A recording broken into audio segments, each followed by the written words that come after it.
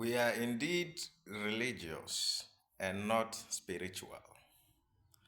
Because if we were to be spiritual, we would obey the laws that govern the spiritual realm.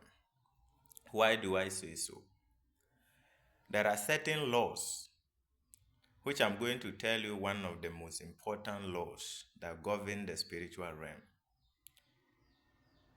And that is forgiveness. As common, as often as you might have heard of this forgiveness, if you don't practice it and you still harbor malice, you are still very unforgiving, you are still bitter, you are still angry against your neighbor, dear listener, it will be very, very difficult for you to have God by your side. Jesus said that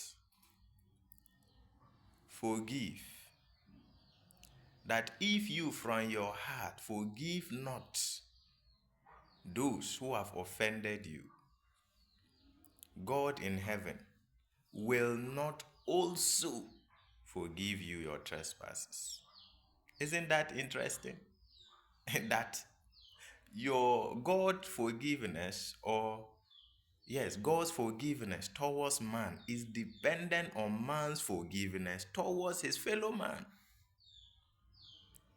So, for God to forgive my sins, I must first of all forgive my neighbor or my offenders. Very important. So before you go to God and go and say, God, forgive my sins, then first of all, forgive your neighbor or your fellow man.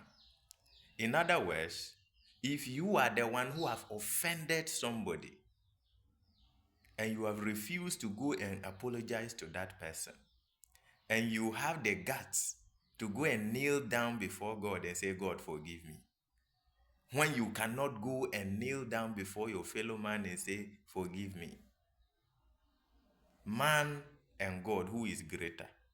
So we should be practical in our religion. We should be practical in the things we do. And instead of being hypocritical, you don't want to go and ask your fellow man for forgiveness, yet you can go to ask God to forgive you. No, it shouldn't be so. So from this year, if you want to prosper, if you want to grow, if you want God to always stand by you, then begin to practice forgiveness. Forgive your wife, forgive your husband, forgive your children, forgive those who have done evil against you from the depth of your heart.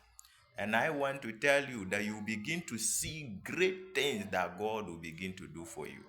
Thank you very much.